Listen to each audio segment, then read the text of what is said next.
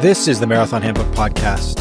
I'm your host, Michael Doyle. I am joined, as always, by my colleagues, Katelyn Tossi and Alex Sear.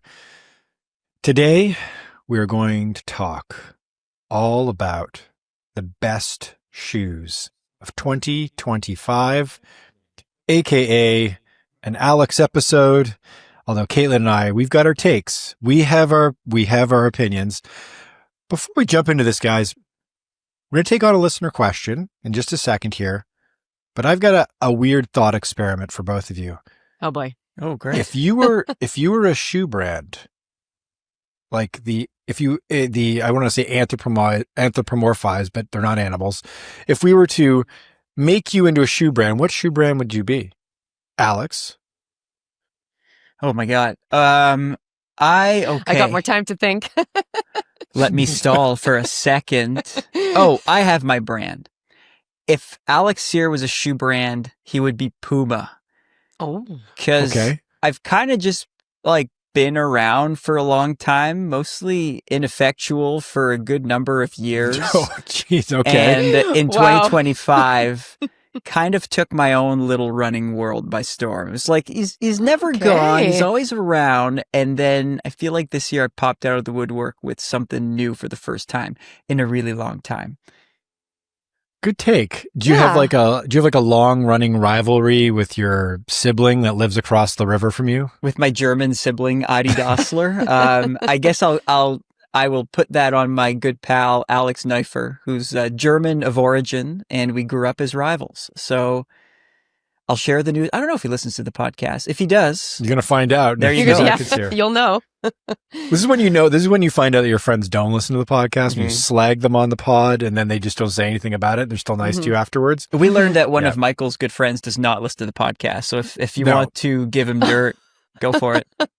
My closest running pal, my running husband Ross, he definitely does not. He gets more than enough of my takes on a daily basis when we go for our crazy 5 a.m. runs together. So I can safely talk about him whenever I want to because he's just not listening. He'll never hear it. Or you can say weird things like running husband Ross, and no one says anything about that. There you go. And he's just not weirded out by it because he has no idea. That's what I call him to thousands of other people. Katelyn Tossi.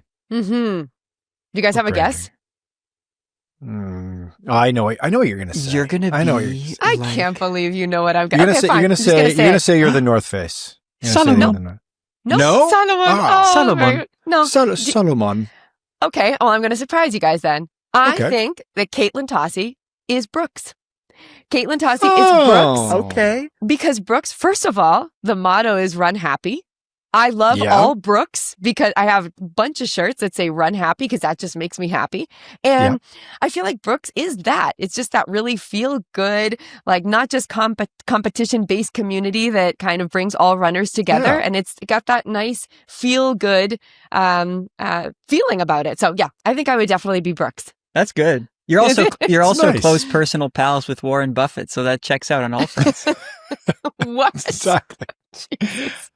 Oh boy. No, yeah, that's a good poll. You know what? And they just make nice shoes that you put them on your feet and you're just like, these just work. They're just nice shoes. Very dependable brand. That's kind of like you. That's good. That's good. I like that. Yeah. Very good. Choosing a trail brand. Choosing a trail brand and not even close. Well, Brooks has their trail. Actually, I started with Brooks trail shoes, so I can't say that. They're still plugging away with the Cascadia. Yeah, the Cascadias. They're still doing it. Yeah. Yeah. Mm-hmm. And those are good shoes. Those are all right. Yeah. Exactly. What brand am I, guys? Oh, man. I want to say I'm like Adidas because I don't know, for whatever reason, they're the brand that I can't quit them. I just keep coming back to them over the years, over and over again. But I am not a surgically minded A-type German either, so it doesn't really fit. And I'm also like, I want to say Nike because I like their kind of brand ethos, but I'm also not a sociopath, so I'm just like I have a brand for you, but I want you to tell me yours first. What brand am I? Yeah, like Mount to Coast, kind of like a cool new indie brand that's sort of like kind of wants to do a little of everything. It's like, I want to run on the roads for a really long time. Don't really know why.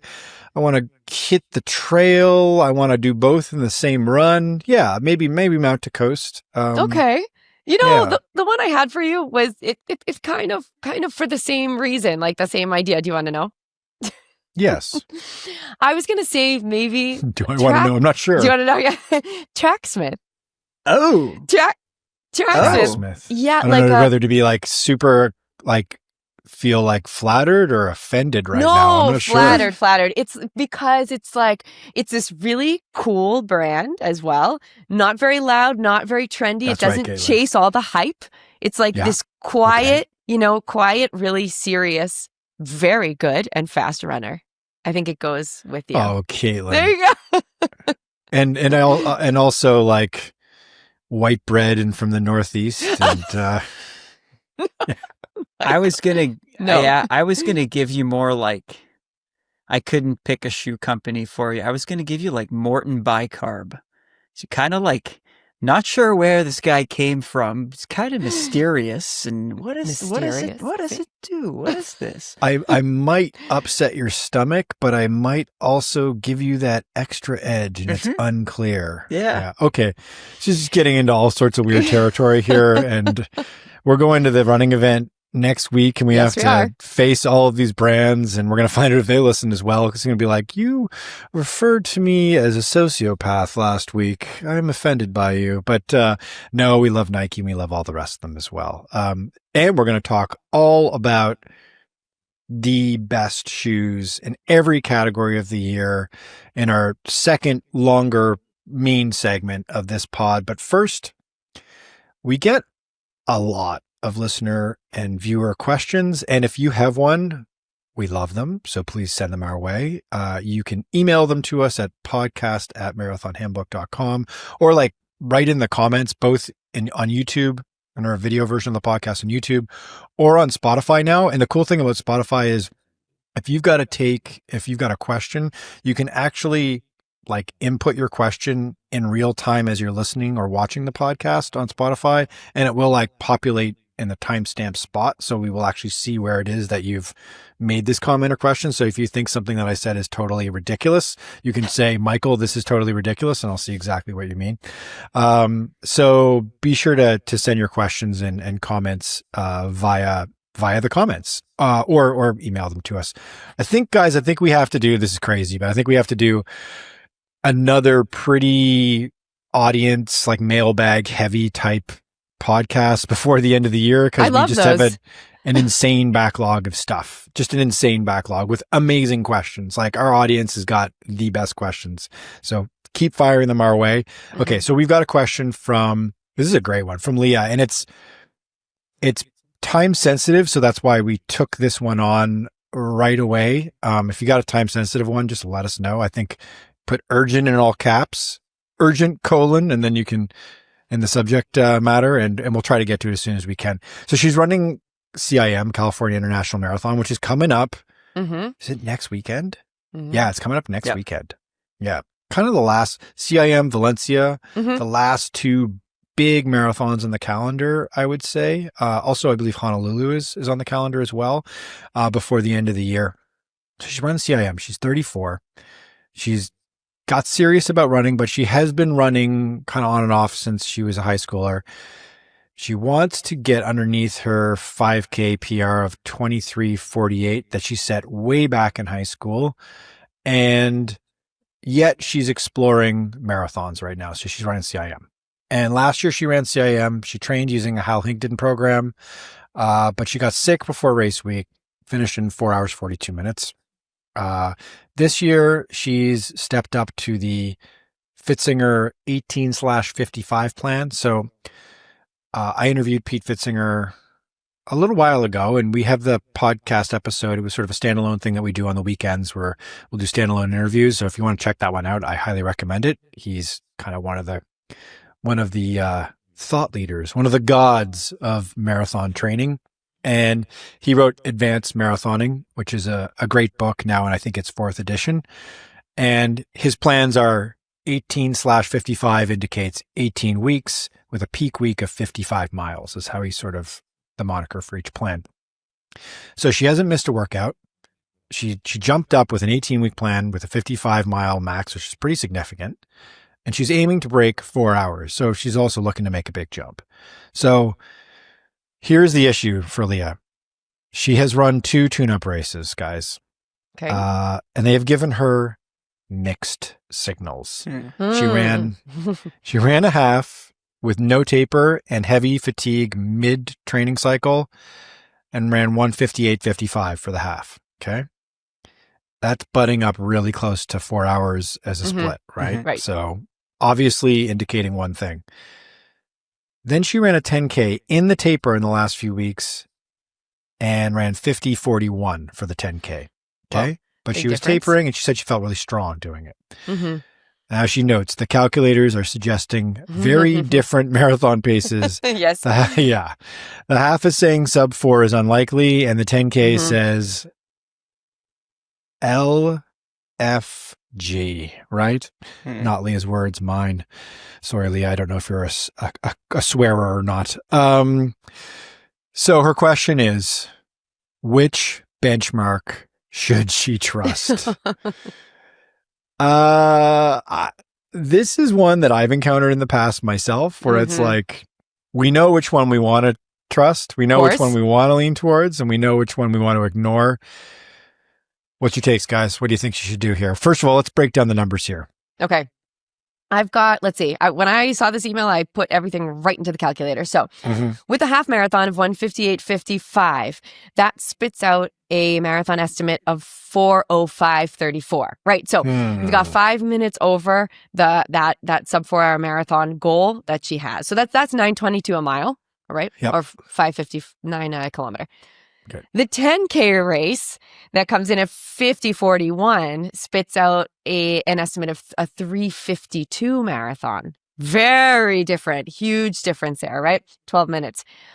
8:52 pace a mile. Oh yeah, this is a conundrum. Or 5:30 a kilometer. So, okay, what would I do? So looking at, I do understand that the half marathon was done under a lot of fatigue and the 10K not so much. Of course, yeah, if it's me, I want to just go with the 10K race and say, oh yeah, let's just do it. But that might not be the best approach. So what I would do is I would think, okay, the half marathon is a closer distance to the marathon because you have to think about holding these paces over a long period of time. When you do a 10K, right, and you know that you only need to push for 10K, you are sometimes able to push harder, run faster paces, and be durable for those 10K, that maybe that durability will not last over the marathon. So it's just something that I've experienced myself. I've done some 3K tests with some marathon estimates that spit out. I have not hit those paces yet. No. I'm going to be dead honest. They've been pipe dreams, and I've been like, wow, I would love to run a 3:02 marathon because that's what my 3K time says, but that's not the reality because I would have not been able to handle those paces over longer races or longer mileage. So even in long runs. So what I would do, Leah, is I would start out on the more conservative side, and I would look more at the results from the half marathon. And I would start out a little more conservative, a little over the 4 hour pace. Then if you are feeling super strong, right, about 10, 20K in, right, once you're getting to that a little before the halfway mark, you're feeling super, super strong and you think, no, this is way under my potential. I'm still feeling really comfortable. That's when I would crank it up in the second half because I would not like you. I'm always a very conservative coach. I wouldn't like you to burn out, taking on that 3:52 pace right out of the gates. So I think, like we've talked a lot about before, start out a little more conservatively and then, turn that heat up as the marathon goes on. Can I offer a slightly riskier take? Yes, please. So, Leah, I'm not sure if you're a sports fan, but if you are, you're aware of what selective memory means. And I guess like husbands tell their wives that and vice versa as well. Like you only remember the things you want to remember. I don't mean it in the whimsical way. I mean it more so as a way to remember your best days over your worst days. Say you're a football kicker who's about to punt for the win or for the loss. Do you think that football kicker thinks of the times that he's missed the kick? Definitely not. he thinks of the times that he nailed the kick. That's what you learn in sports psychology. This is I love how Alex is like the football kicker who punts for the win. It's like, dude, you don't watch the NFL. You do not watch football. Did I say for the? Yeah, I don't watch football. Say to punt for the extra 3 points. Yeah, I've outed my. I don't watch football whatsoever. No. I watch Keep going, big guy. Go. Oh, sorry, no, the 1 point. 1 point. You It's get 1 point, but it's not a punt. Anyway, It's okay. Yeah. I've wrecked my entire credibility. Beyond, I should have went with a hockey reference. So that's so bad. No, but anyway, you're trying to play to our greater audience. I respect it. Okay. Yes, exactly. But you get my point. When an athlete is faced with a moment of pressure, they will think of their best day. They'll think of when they nailed their performance, not when they had a bad day. This is what happened to you, Leah. I think you had a good day and you had a bad day. And also, there's some tapering involved as well. Like likely earlier in the season, you'll do a race that you might not be so proud of, and later on in the season, things get better. But I think you kind of had a good day and a bad day. I would encourage you to think a little bit more about your good day as you approach this marathon. And at the very least, if the scoring system suggests that you may be in 352 shape, but also maybe in 405 shape, you could even just take the averages of that, and that puts you right under 4 hours. Yep. Mm-hmm. So if I were you, I would kind of go and aim for something that's a little bit under 4. The more, other qualitative part of that is you got to ask yourself, what do you want out of this race? Is there a point of pacing yourself out to run 4:10 and run 4:10 if you're disappointed in the 4:10? If you're happy with the 4:10 and you choose that that's the goal this time around, have at it. But if the goal is 4 hours, I think you should go for that 4 hour mark. Now, Alex, you're like the little devil on the shoulder. Like, well, this is it. it. What you really want. Greed is good. Here's what I could take that advice for myself sometimes too. It's hard to take a massive swing. It's intimidating. Like I get it. Yeah. But here's where I'll start agreeing with Katelyn. This idea of starting out in like 4 hours flat or 4:01 might not be a bad idea. We've talked about this in a bunch of previous podcasts at this point, but research, like a very, very extensive study, showed that the best strategy to employ if you want to run your best time is to go out at a slightly negative pace, basically an even pace, and then pick up your pace ever so slightly near the end of it.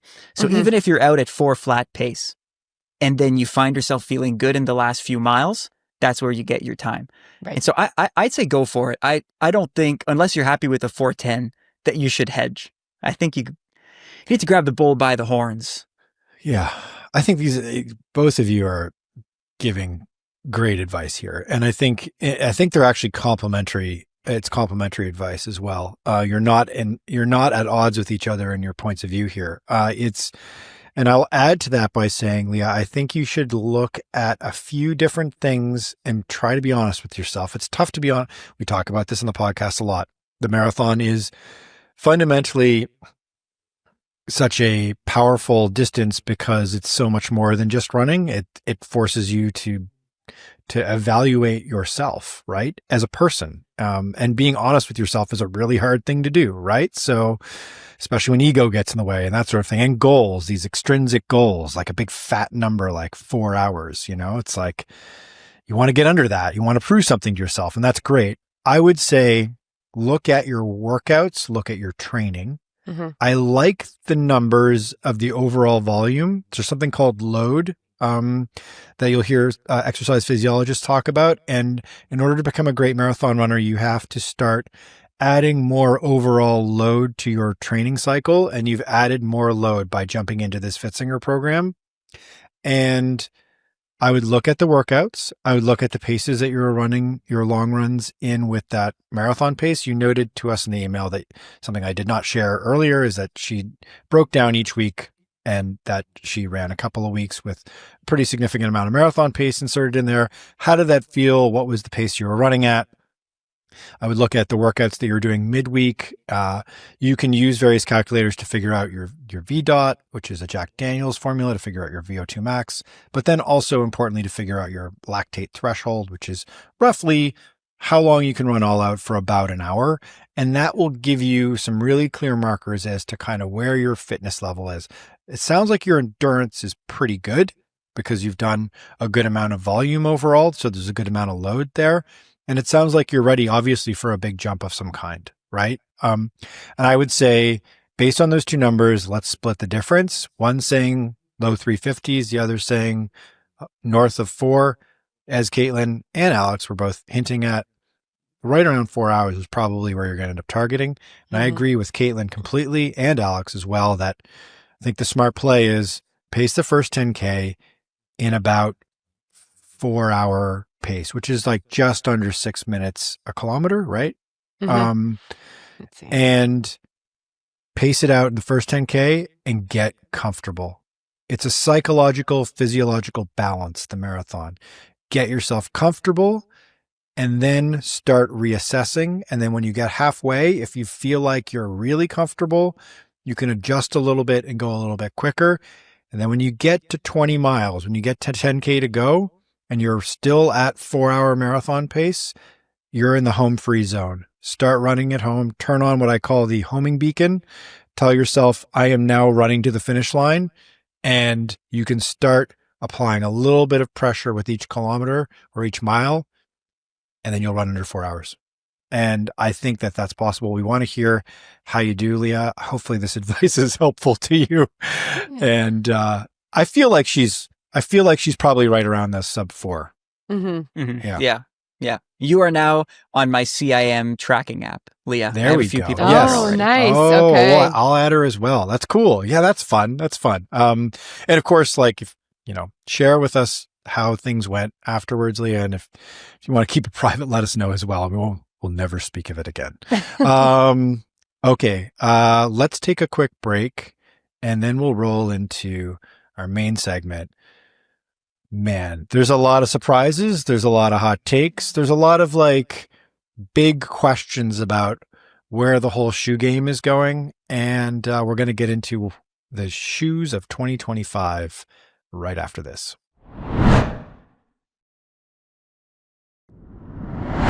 So last January, 2 weeks before the Houston Half Marathon, my coach made me do what he called the impossible workout.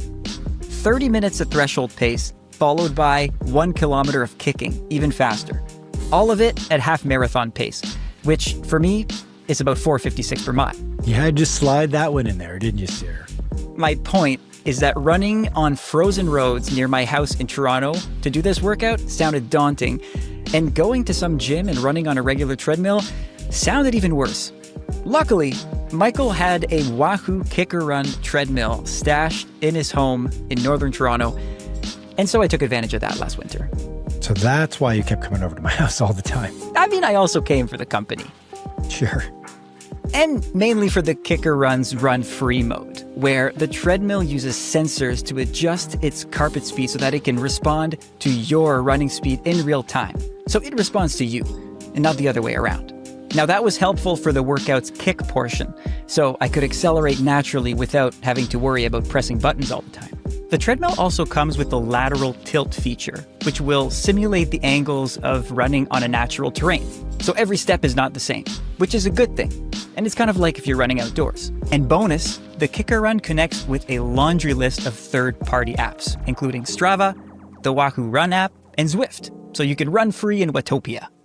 It's quiet, simple, and effective. The treadmill follows you and not the other way around. It's available in the US, the UK, Germany, and Austria. And now you can get a free Headwind smart fan worth $319 when you order the KICKR Run from Wahoo Fitness using the promo code MHRUN. That's all one word, MHRUN. Take our word for it, as well as the professional athletes that use it, including ultra runner David Roche, triathlete Chelsea Sodero, Olympic gold medalist Cole Hawker. And now, me! And for the month of November, use that promo code and you will get 25% off the KICKR Run. That's a massive savings. So go to the link in our description to get your 25% off and the Headwind fan for free. All right, back to the show. All right, we're back. Before we jump into our favorite and our top picks for the best shoes of 2025 in all the different categories and which brands we think stand out the most from this year. Guys, I just wanted to give a quick shout out to a couple of our fans. It's always kind of like neat and weird and lovely to interact with people that listen to the show or watch the show. So Alex and I were both in Philadelphia for Marathon Weekend this past weekend, and we did a full breakdown of the Philly experience in a podcast we put out earlier this week as a little standalone podcast. So we will not bore you with more Philadelphia self-congratulatory blah, blah, blah. But although Mr. Sear, you crushed it. But anyway. Yes, you did. Are you do we have like a couple minutes to go over my splits? Like just Oh, you want to do a little victory lap, do you? Yeah, well, I think we did it in miles, but we didn't do it in kilometers. Yes. We didn't get into the minutia of what it was like for you to cross the finish line and realize I was top 10 in a major American half marathon. What was going through your mind? We're doing this? No, we're not. Okay. But I did want to give a shout out to listener viewer Leah, who, this is a funny little anecdote. I'm trying to catch Alex running the race, and he's too damn fast, and I keep just missing him. I'm like running from one spot. I was like, okay, I'm at like, the 2K mark, and I just miss him, and he goes by with the leaders. I'm like, ah. And then I run over to like the 6K, and then he goes by, and I just see him in the distance. And I'm standing there after I miss him, like for the third time. And there's a person standing on the side of the road. There's a lot of spectators in Philly. It was a very, very well attended race in terms of spectatorship, which was really cool.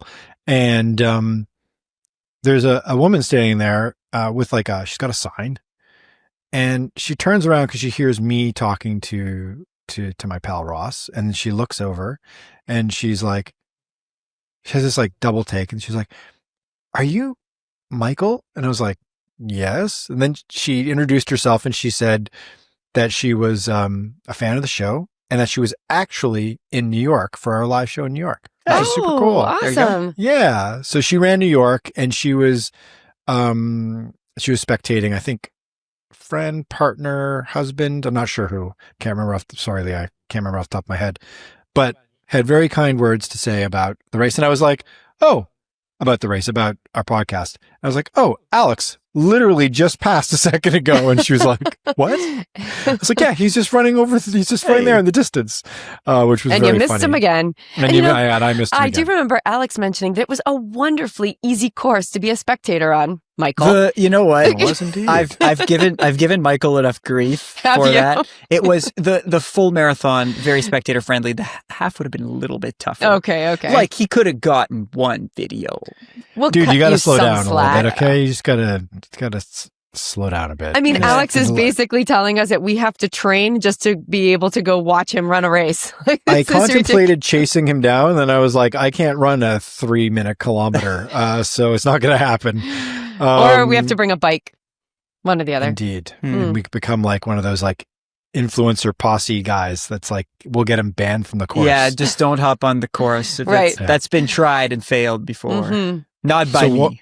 One other shout out I want to give out to is Jeff from North Carolina, who is actually, I remember now because he mentioned this, but I was like in a daze when he mentioned it. He was at our Boston show in the springtime, which is really neat. And he and I chatted for a bit.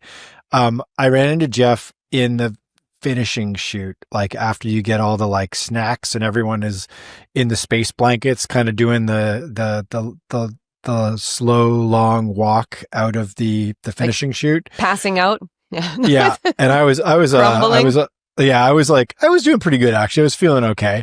But shout out to Jeff. We had a nice chat afterwards, and congratulations to him on the marathon. He said he was pretty happy with the day. So that was pretty neat. It was really neat to run into some of our fans. That was kind of a cool experience. Yeah. I need to throw 2 out as well. I'll be quick because we got to get to shoes. But shout out to Scott from New Jersey, who I ran into at the Reading Terminal Market, which was just a really cool site and just this massive market, a bunch of food.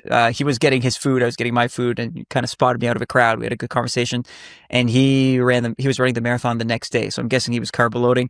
And Adam from Toronto, who we met just outside of McGillen's Old Ale House, the oldest restaurant apparently in Philadelphia. So shout out to you guys. Like you said, it's cool. It's cool to meet some listeners. All right. Let's get into it. We're the ready. Best shoes of 2025. So we'll put out a full article like enumerating these details on the site. And I think we'll also slap together a pretty Instagram post for this as well, going through our picks for shoes of the year. We did this one last year, and it was fun to look back and think back on like how everything has evolved over the last year. So we're going to get into that a little bit. We're going to we'll share some runners up, some finalists, and then we'll do our big winner in each category. And before we reveal our winner for each category, we will break down kind of like what we thought the big trends or changes, or kind of the thesis statement of each category is for 2025. So our categories are best new shoe, of which there were many this year and many exciting ones, many really good ones. Best everyday trainer, pretty important category. The bread and butter shoe in your quiver. Best stability shoe. Best super trainer. Best super shoe. And then we're going to do most innovative shoe. And we're also going to do best shoe lineup. Mm-hmm. And then finally, we're going to give out shoe of the year overall, a tough pick. And then what our brand of the year is, which we did last year as well. Mm-hmm. So just a reminder, last year's brand of the year was Asics. And last year's shoe of the year was, do you remember off the top of your head? The Super Blast 2. The Asics Super Blast. Okay. Mm-hmm. We did not see an update to that shoe in 2025, correct? Correct. Yes. Okay. So that will be a 2026 shoe, I believe. Very interested to see what they do with that. But maybe we'll see a TRE. Mm-hmm. Maybe we will. Okay. So let's get into best new shoe. Before we talk about runners up and winner, what are the big takeaways, Alex? Like, what's the big trend we're seeing with totally new models that brands were dropping in 2025? Brands are getting creative. I think a couple of years ago, we developed this new category of shoes, we meaning brands, being not the easy running shoe, not the super shoe, but the super trainer. The shoe that was a little bit faster, a little bit better for recovery than your easy run, but not quite as bred for speed as a flat out super shoe. Now that category's matured a little, and as technology is getting more sophisticated on both ends as well for easy running shoes and super shoes, brands are now getting creative. We're seeing shoes with crazy stack heights. We're seeing super shoes without carbon plates. We're seeing super shoes with 7-layer carbon plate. We're seeing easy running shoes that apparently last for thousands of kilometers. I think the overall trend this year for shoes was that brands are getting incredibly creative, which made choosing the winner for this first category really difficult, because how do you choose best new shoe? A lot of shoes have been new. I'm going to throw just a little asterisk or a little preview to how we ended up choosing our shoes. Basically three criteria or 3 categories in how we decided that one shoe would be better than another one. The first one is my own testing of the shoes. I review shoes for a living. I have closets full of shoes. And so I've been able to test the vast majority of these shoes. I say vast majority because there's one particular shoe that I still don't have. I will talk about that. Also just because I'm bitter that I don't have it. The second will allow you to vent later on in the show. Yes.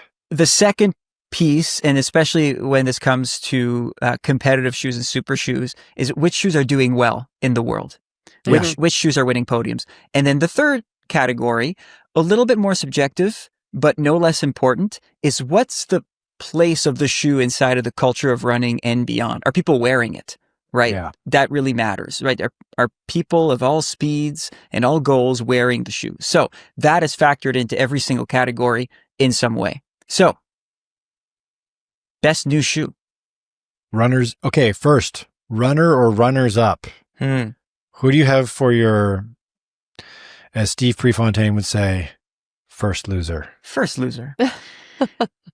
My first loser is a shoe that has permeated every single part of running across the world and even beyond running. We're seeing soccer players wear it, but that's not why I chose it as the runner-up shoe. It's a shoe that can kind of do everything. It is the civilian version of the Adidas Pro Evo line. It's the Pro Evo SL. That's my runner-up. Super critically foamed, no carbon plate, very accessible, comfy to wear. A lot of people wear them as casuals, but they can also take you through a mean, fast, threshold, fartlek workout, easy run, kind of anything. To me, it's been the second, if not first, most popular shoe of the year. Yeah, it's like a pack in your bag if you're going for a long weekend or a 1-week trip and you only want to bring one pair of running shoes, and maybe you're even going to jump in and run a turkey trot because it could double as a pretty decent shorter distance racing shoe for some people as well. And crazy popular. Like we've seen it when we've been traveling to the marathon majors and we go to do a shakeout run, or we're just running in the streets of Chicago or New York. You see a lot of people wearing the Adidas Evo SL. What's the SL stand for? Do you guys know what the SL stands for? Gonna make it up. I actually don't know. Select, limited. Alex must know. You just say it with a German accent and it sounds legit. So what's the big winner? Let's move right to the winner. SL stands for super light, by the way. Okay. And indeed it is. SL. That makes sense. Big winner. Maybe the one shoe that's been even more popular in the running world. It's not so popular outside of the running world, but in the running world. But really what I think this shoe has over the Evo SL as best new shoe is just better materials, more durability, and dare I say, more versatility. It is the Asics MegaBlast. That is my shoe of the year. I've seen it on the feet of professional athletes. I've seen it on the feet of beginners. Everyone seems to like it. It's an easy running shoe. It's also a workout shoe. Some people race in it. It's not a proper super shoe. I would categorize it as an easy running shoe and or a super trainer. That's how versatile it is. But I've seen it in pretty much any single situation. And the reason for that is Asics just took a shoe and made a super advanced, good, responsive, durable foam. It's the FF Turbo 2. Let me just double check that. Asics has a bunch of different foam names. It's the FF Blast. 2. There you go. FF Blast squared. Yes. It's FF to the power of FF. Yes. Katelyn, you and I both run in this shoe as well. Yeah. What's your take? It's a great shoe. And when I just go on my everyday runs, I love using that shoe because not only is it great but it's light. It's like nice and responsive and bouncy. So if I want to use it for an easy run, I can use it for an easy run. And if I want to pick up the pace, I feel like the shoe allows me to pick up the pace without feeling clunky or heavy. So that's one that I always go to as well for everyday running. That's a great one, Alex. Good pick. It is the shoe, I have to admit, like my pair are like totally trashed. I put like a few 100 miles on them at this point now. And they are, as you said, Alex, for me, they are a total Swiss Army knife. They're a shoe that I'll do an easy run in.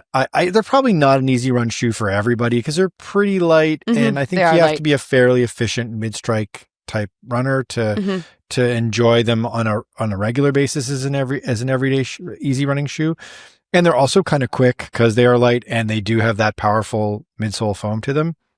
But I love them for a long run. And I will definitely wear them for like I almost said tempo, guys. Like I almost you committed wanted the to say threshold, I hope. I was going to say threshold, but in my brain, I'm going to have to atone for my sins afterwards and run only a threshold pace, for 10 miles or so. No, Ouch. Yeah, no, maybe not. It is definitely a go-to shoe for me this year. It is one of the great surprises for me of 2025 in terms of shoes. I think Mr. Sear is steering the bus on our picks because he has tested pretty much everything everything that's available this year. But I agree with you. I think the MegaBlast is an amazing pick for new shoe. So, Alex, what do you think, like if someone were going to choose between these two shoes, and even though the MegaBlast is your number one, why would the Adidas maybe be better for someone like a specific type of runner or in a specific situation that might want to choose number two over number one? Or like, what's that big difference? Price. Price. This is the main criticism of runners who've been around the sport since before the super shoe times. Easy running shoes are now expensive because they're a lot better. You're right. They're so much better. Do this. Put on a MegaBlast, go for a run, go back home, find like the oldest pair of running shoes in your closet or your parents' closet or wherever they are, if they still exist, put them on, you'll see the difference. The average running shoe these days is so much better and of higher quality than they used to be 10 years ago. And because of that, they're expensive. And my one criticism of the MegaBlast is that price is a little out of control. Yeah. It is, depending on the country that you're in, you are going to shell somewhere between $225 and $300. Like that is super shoe level price. I think it's worth it. It'll last you a long time. But if you're just out here to spend $150 and get a really good pair of workout shoes, easy running shoes that you can walk around in, then I would suggest that you get the SLs. Okay. Great point. Yeah, they are pretty pricey. Although I can report, having run the hell out of my pair, that they're fairly durable. Yeah, fairly durable as well. Speaking of durable, I think our next category, durability, is perhaps the number one factor in evaluating the best everyday trainer, the best everyday running shoe, which is... This is the bread and butter shoe. This is a shoe you're going to do probably 80% of your running in. It's the shoe that I think for me, when I am shopping for an everyday trainer, I am looking for something that is extremely comfortable, that really works for me, that if I'm in a pinch, I could force myself through a workout in this shoe or run a long run in this shoe, and then ultimately just run a lot of easy miles in this shoe as well. So, big trends in everyday trainers. Alex, has there been a big shift in design in the marketplace of the everyday trainer in 2025? Yeah, so I think we just alluded to it a little bit, is that the average shoe is getting to be a lot better. Without talking about price, we're just noticing a much better quality of your average daily training shoe. So how do you detect what a long-standing training shoe is, a flagship training shoe that a company makes? Look for big numbers, right? Nike Pegasus 40, whatever they're at. Yeah. Asics Nimbus 27, right? These are shoes that have been made for many, many years. They have the formula down, but in the last few years, the materials have gotten so much better. So to me, that's the trend. Let me take the New Balance 880, which is a shoe that I've always loved, and I'm actually making a bit of a negative example out of it. It's a shoe that hasn't changed very much. And had I worn an 880 5 years ago, I would think this is a very nice, easy running shoe that has all the support and bounce that you need. Nowadays, I put on an 880 and I'm a little bit underwhelmed. It's because the rest of the market has shifted a whole lot. So to me, that's been the main trend. I think the best example of a long-standing shoe model that has gone through this trend, it ends up being my runner-up, is the Brooks Glycerin 22. Oh, yeah. It's a glycerin in every way. It's shaped the same. The upper is the same, but the difference is that the foam, instead of being your classic EVA, is now a nitrogen-infused, DNA-tuned foam, they call it. It's a supercritical foam that's a whole lot better. And so my experience putting it on was like, oh, this feels like a glycerin, except I get a little bit more pop. I get a bit more durability. I don't feel as sore after my runs. And so to me, that's kind of where the easy running shoe industry is going. And I think it's going, or it already has been, a blessing to those who've always liked classic shoes, that they're changing, but they're not getting to be ridiculous. At least not all of them are. So who's the big winner? What is your everyday trainer of the year? Okay. So my winner is in that other category. It's gone a bit crazy. Okay. Somewhat unrecognizable from previous models. My winner is a shoe that I didn't like during the first run and that I grew to like more and more and more, and then eventually started choosing it over my Glycerin 22s and every other easy running shoe. They're the Nike Vomero 18. Oh, Michael, you love the Vomero. Right? Previously on the Marathon Handbook Podcast. I have sung the praises of the Vomero all year long. Yeah, I have been steadfast that I've been side channeling Alex, Katelyn, like trying to influence the vote here. I've just been like, you have to make the Vomero 18 one of the winners of one of these categories. It's too good a shoe. It's a transcendent shoe. It's a big leap. It's a big risk. When a brand, especially a massive brand like Nike, when they take a long-standing shoe, like 17 iterations of the Vomero, and they decide to blow up the design principles to a certain degree and redesign it entirely, that's a very risky thing to do. But I kind of felt like, guys, remember last year at TRE? It felt like Nike realized finally, like, we need to make major changes if we're going to do something. Be Nike, and we're like, running is the origin story of the brand, and they need to be dominant in the running space. And they had the best super shoe, arguably, but beyond the super shoe, they didn't really have a whole lot going on, and they were losing a lot of market share to Brooks and to Asics and even to Adidas. And even New Balance to a degree as well. So they needed to make a change, and they started with they kind of like, they gutted their lineup, and the Vomero was their focal point. I felt like in 2025, this shoe is everywhere. Vomero 18 is a super durable shoe. Again, I think I've had 3 pairs of them now. I've run the hell out of this shoe in 2025. I really like it.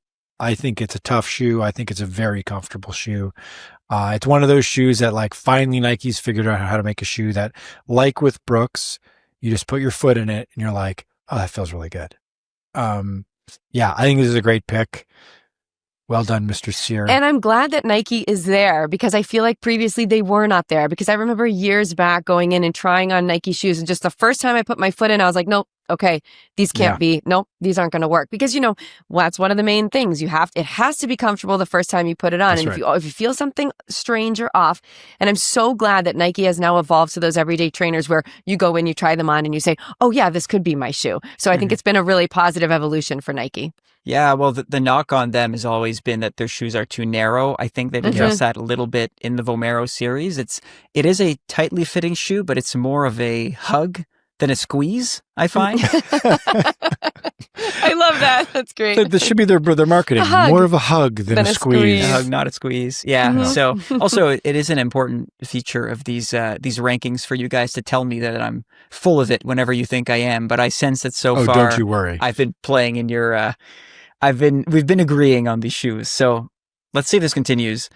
Let's go into the next category. Stability.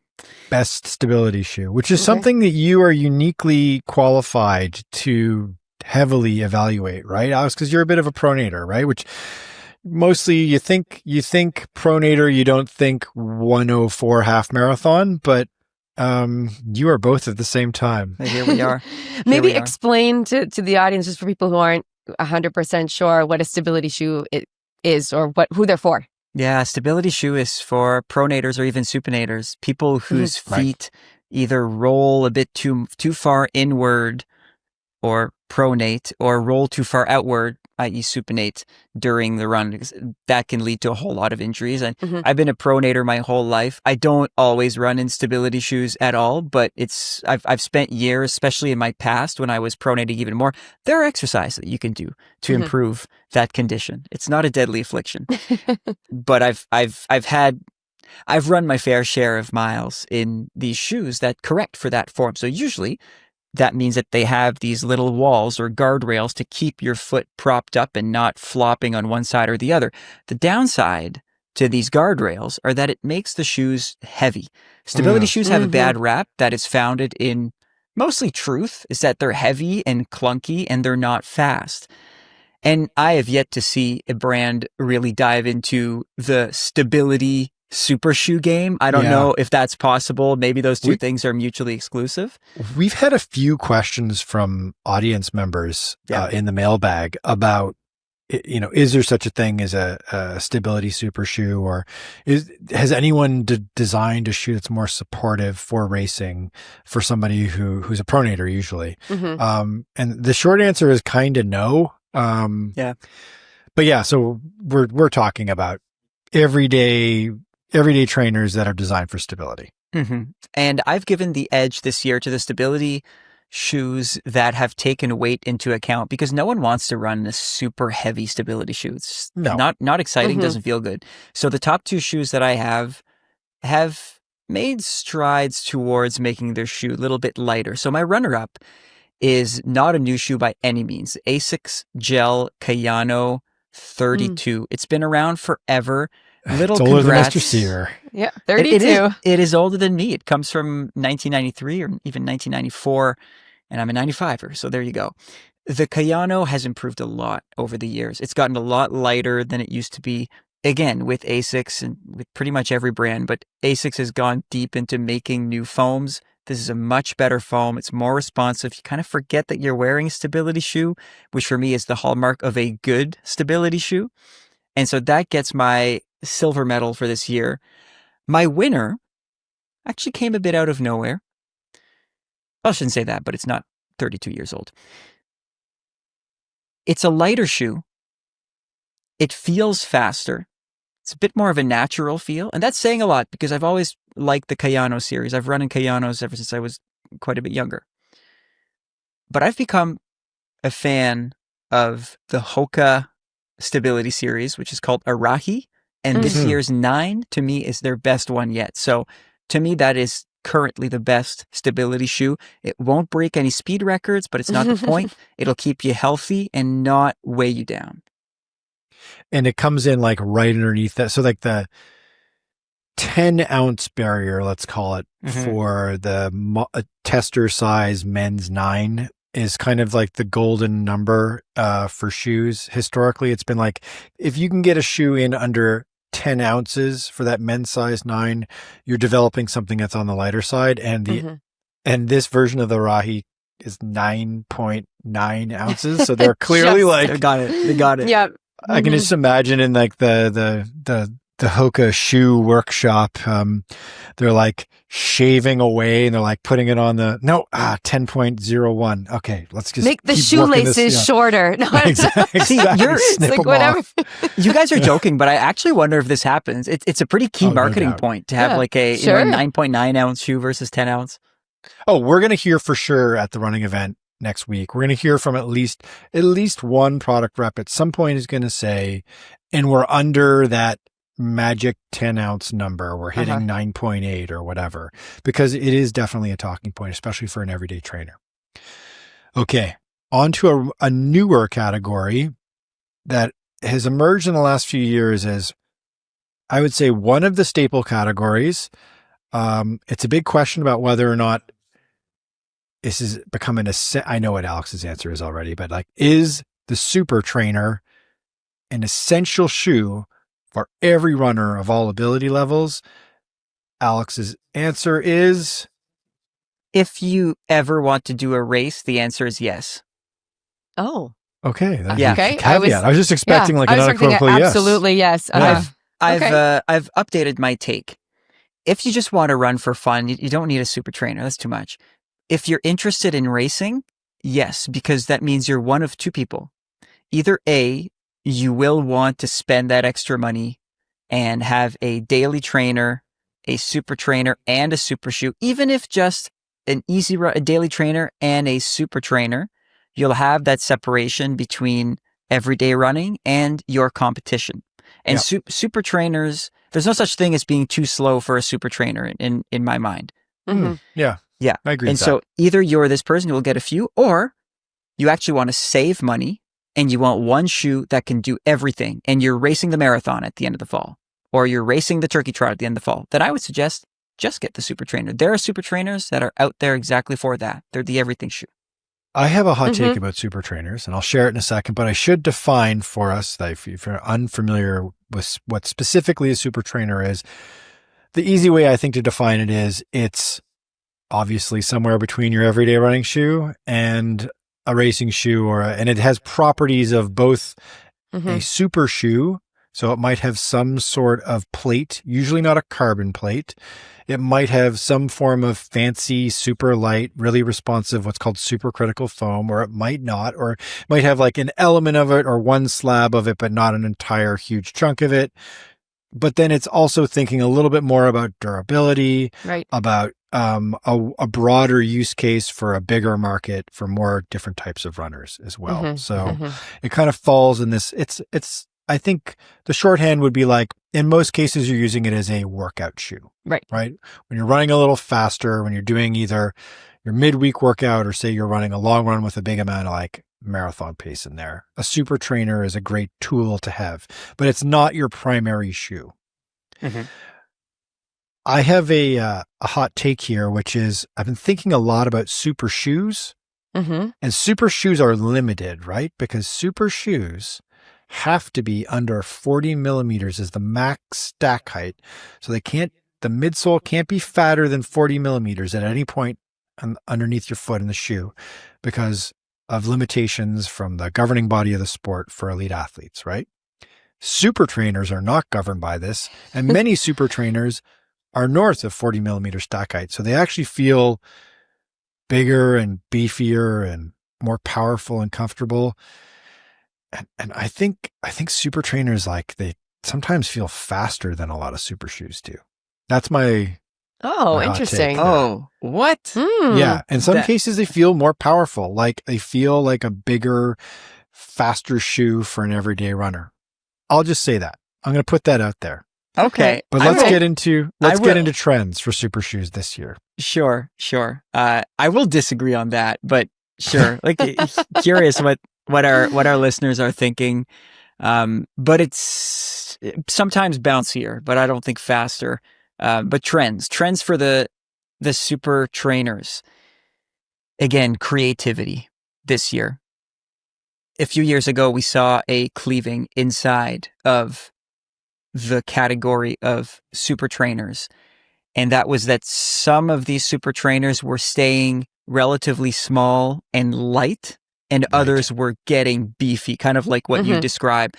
Brands started experimenting with what would happen if the midsoles or the stack heights went up to 50 or even 55 millimeters. Let's add another slab of foam. Let's add a couple carbon plates. Let's, and so we started having this category that could have two wildly different types of shoes, both included in that category. And so I think now, and I mean, this is not how I usually denote it because it's almost too confusing, but we almost have two categories inside of the super trainer category. And these shoes, these models are getting better and better for the most part. There's also some weird, it's like evolution, right? When you look at the evolution of horses. Okay. There have been some weird products in the history of the world that were weird experimentations of what a horse can be. Some of them were really small, some of them had really long tails, and now we've ended up with the horses that we know. Right now, we're in this weird evolution of super trainers, and it's not quite clear to me which ones will survive, which ones are currently the fittest. And the Nike Vomero Premium, I will say, may remain an artifact of this time. It might not make it into the fusion. The hot take that I agree with. But I think that's a good way of categorizing the broad and kind of the wild west of the super trainer space right now, because So your runner-up, reveal your runner-up, because this sort of adds to your argument here. Yeah, totally. I went 1 and 1. So my runner-up, we've talked about the shoe before, but I gave it to the Adidas Evo SL for its simplicity. A nice slab of Adidas's light strike foam that's done phenomenal things in their racing shoes. No huge carbon network of carbon rods like Adidas usually has. It's a very simple shoe, but it's a fast and an effective one. And I think it would please those people who just aren't really down for this crazy shoe evolution. Kind of an old school shoe, right? Mm-hmm. No plate at all, no plastic plate, certainly no carbon plate. Which if you threw a carbon plate in there, you probably are just turning it into a kind of a B-level super shoe, right? So that's the defining feature there for sure. What's your winner? My winner is yet another Asics shoe.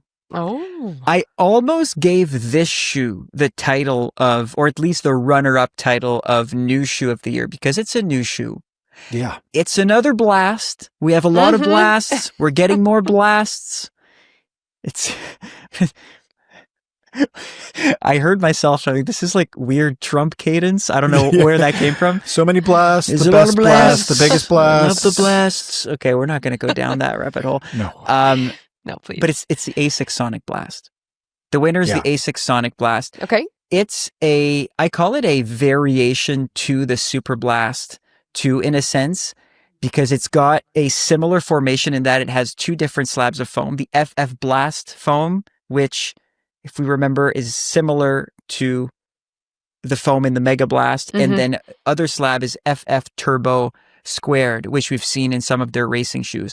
And in the middle of it, a P-Bax plate. So it's a shoe like a plastic. So it's a plastic plate. Plastic. It's because P-Bax, some will be like, oh, P-Bax, isn't that like super light foam material? And yes, it can also be foam. If you crystallize it and you compress it and get all the you don't infuse it with nitrogen, basically. It's just like a hard piece of plastic. Yeah. So not 3 pieces of foam, but foam, plastic foam. It's made pretty aggressively. The FF Turbo 2 is like one of the lightest and fastest foams on the market right now. And so it's got a whole lot of hops, but because it's got like these 3 layers and all that protection and all that girth to it, it also protects the legs. And so you could do a big hard workout on the Sonic Blast. I've done hills, I've done threshold workouts, I've done long runs with it and wake up the next day and feel totally fine. It's a hard shoe. It doesn't have much give to it, right? Which kind of like threw me off at first, because it almost feels like it won't meet you where you're at and just kind of force you hard up and down, but it works. And there's no pain when I wear that shoe, and there's no issue, and it's also it's fast. It's fast. I don't know. There's no weak point to the shoe, and I actually think that it's in a nice middle between the 2 types of super shoes. It's big and bulky, but it doesn't feel that way. Alex, when you look at the Sonic Blast, because I've also used both of the shoes, the difference that you feel between the Sonic Blast then and the MegaBlast, is it just that you feel that the Sonic Blast is harder, so it gives you more propulsion, and the MegaBlast is softer? Or how would you differentiate between those 2 shoes? Firmness and also comfort on the forefoot. That plastic plate kind of makes it a bit more intuitive and easy to run, not necessarily way on your toes, but on your midfoot to forefoot, which ends up happening when you're running a little bit faster. Like, I did a hill workout in the MegaBlast and then the Sonic Blast, and it felt like the Sonic Blast was more at home on the hills than the MegaBlast was, but mostly firmness and comfort on the front side of your feet. Okay. Yeah, I mean, these 2 shoes, the MegaBlast and the Sonic Blast, were released together in this past summer, and and when they first dropped, I remember, Alex, you got the pairs well in advance, and they were heavily embargoed. Like, we just kept getting told over and over again by Asics, like, please do not talk about this shoe. We got them like a month in advance, and you and I were both staring at them for a long time, trying to figure out, like, what is the purpose of each of these shoes without having like any sort of background information on them whatsoever. And then you start running in them and you're like, okay, they're 2 very different shoes, but they're 2 really fun shoes. One is bouncier, MegaBlast a little bit bouncier, a little bit softer, pretty propulsive and powerful. The Sonic Blast tighter, quicker, firmer, more for like speed and threshold and faster type workouts. But two crazy good shoes, really good shoes. I would say like Katelyn, you and I have a couple of other other finalist picks. Okay, let's hear them. What's your super trainers that you reach for when you're going to do a workout? I have two different super trainers that I've been using a lot lately. And one one that Michael and I kind of chatted about beforehand, so we have it in. But the one that I've been using for a lot of longer workouts, probably like it would be maybe like threshold stuff. I love the HOKA Mach X3. Yeah. That is big for me because HOKA, it wasn't a brand that I was using a ton of. And now it's like those are the shoes that I reach for. I love the way they feel. I love that they're super comfortable, and I feel like I can get a lot of power out of them for doing those like long, hard efforts. So I love those. And I'm going to give away the secret of what I am using for my speed work, because I'm training. So, and I mentioned it on the podcast recently, I'm training and doing some all-out efforts and some like 5K work. And I am using for my super trainers the Nike Alpha Fly. The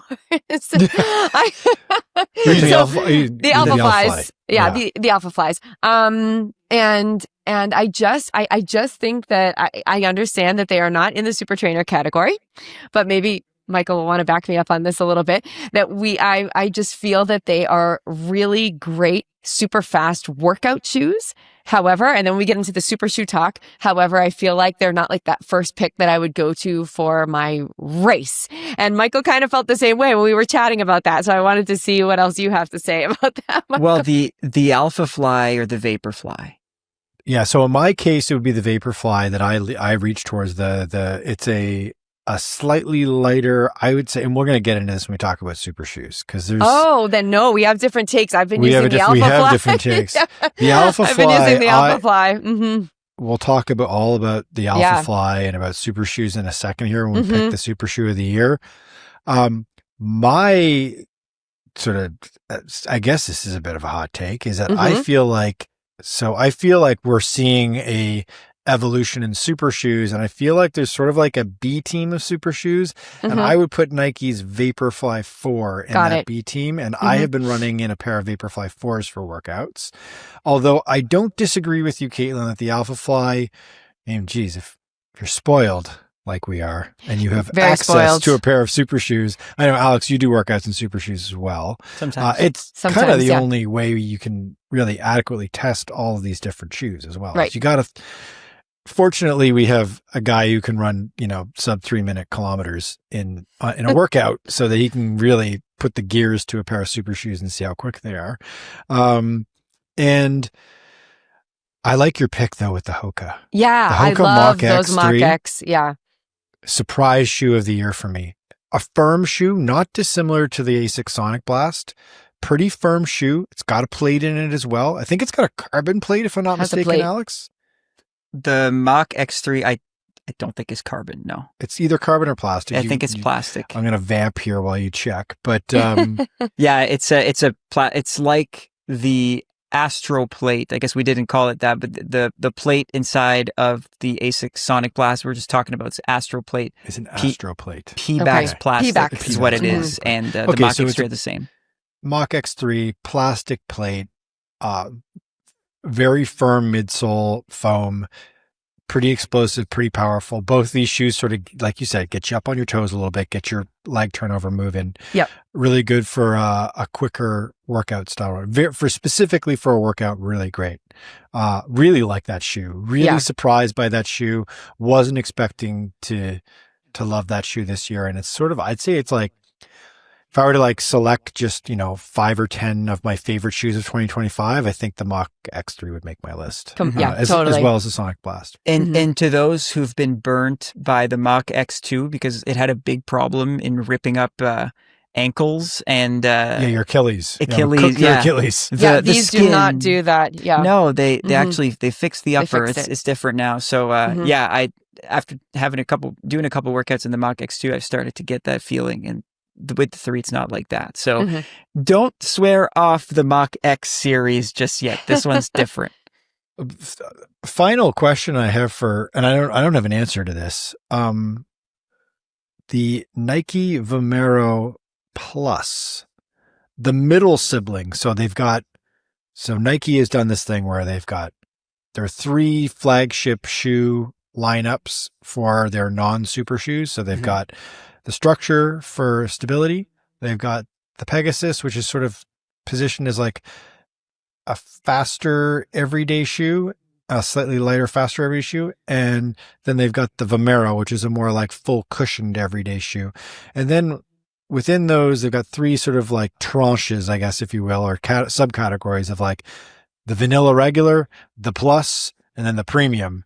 And figuring out exactly where the plus and the premium fit in the overall spectrum of running shoes is going to require a engineering degree. And I don't know where the Vomero Plus fits, but it's just the sickest, craziest, funnest shoe I think I ran in this year. The Pegasus Plus. No, the Vomero Plus. Got it. And I am obsessed with them. They're kind of a super trainer. They don't have a plate and they're kind of heavy. It's like, with the car comp, it's like driving a really big, powerful SUV with a gigantic 8-liter like V8 engine that you can just tramp on the highway and you're flying down the road. But it's also not a shoe I'm going to be wanting to take on like the Nürburgring for like a hot lap. So I don't know where the hell the shoe fits in the grand scheme of things, but God damn it, I love running in it. So yeah, they're really weird. They're yeah. like weird illusion or effect where they feel heavy, they feel slow, and then you're running in them and you look at your watch, you're actually going faster than you thought. Same. It's that whole lineup took me by surprise. And we'll talk about the Vomero Premium, the most ridiculous shoe of 2025 if we had a category, in our next segment here. Let's take a quick break and then we're going to get into the home stretch here for our top shoes of 2025. We will give out the big awards for, I feel like this is like, Alex, if we're doing like a hockey comp, this would be like the Hart Trophy, yes. Like the MVP. What's the NFL? Yeah. Like the offensive. Well, MVP. Don't ask me. Yeah. Clearly. We'll be giving out the MVP awards. We're going to give out the best super shoe of the year award, and we're going to provide our pick for what we think the most innovative shoe of the year is, which is a really fun category. And then the Grand Poobah, the overall best shoe of 2025, right after our break. Be right back.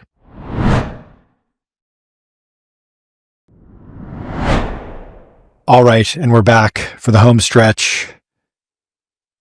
This is one of the big ones.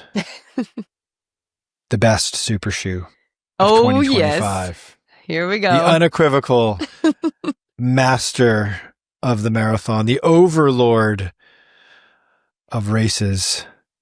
So let's talk first about the big trends in 2025 in the super shoe game. What happened in the last 12 months that shifted how we view or how super shoes are being made by these brands, Alex? Up until April 2025, it seemed that the super shoe game had simply become who can produce the better foams. Brands were slowly coming out with this TPU or TPEE type foam that was just lighter than what we had seen so far and very responsive. Those foams still don't last very long, but when we're in the game of super shoes, all that matters, especially if you're a professional athlete, is speed. And so the Adidas Pro Evo was kind of the original shoe to pioneer that. It was a shoe that had no durability to it, but because it had better foam or faster foam than pretty much anything else that was out there, it stood as the best shoe in the world. And then other companies started to play with these TPU foams. The Saucony Endorphin Elite 2 features some. Adidas even used some in their Pro 4, like the Adidas Pro 4, which is kind of the shoe that's the less sexy but more durable and practical version of the Evo. And up until April of this year, that seemed to be the game. Who can get to a good foam and then who could make it durable? That's the company that's going to win the Super Shoe Wars. Mm-hmm. And then something happened in Boston. A brand, not the brand that most people thought, came out with a shoe that was anything but a simple slab of fancy foam. Puma, after not really hearing about them all that much in the previous years, especially in the super shoe game, they were not a huge player. They were there, but they were not one of the major players in the world. They came out with the Fastar Nitro Elite 3, which was a significant iteration and improvement from the 2. That Nitro shoe had 2 iterations before this one, but this one was different. Really aggressive cutouts, a 7-layered carbon plate that extended beyond the toe. It was deeply engineered and made almost like a track spike. And it seemed to go against this trend of just creating a shoe that looked, look, if you're watching on YouTube, I have an Evo SL here that kind of looks, just happens to be next to me, that kind of looks like just happens to me. A Pro Evo. Those shoes that didn't really have that crazy or calculated look to it, but just had a nice slab of foam. The Fastar Nitro Elite 3. Oh, hey, let's keep going on this trend. Sorry, listeners who aren't on YouTube, I have one with me here. It's made to be so much more sophisticated in the midsole, way more calculated, way more cut out, a marvel of engineering compared to a shoe with an amazing type of foam. So I think it's sent a bit of a shockwave in the running world and maybe encouraged other companies to not only strive for faster foams, but also to maybe put a bit more time into their structural engineering and also rethink how they do carbon plates. It's not just a classic plate anymore. It's a layered, very thought out structure that Puma put in its midsole. So I think that changed the game a little bit. And that makes me think that in 2026, brands will come out, yes, with better foams once again, but also with shoes that geometrically look a little bit more different and challenging.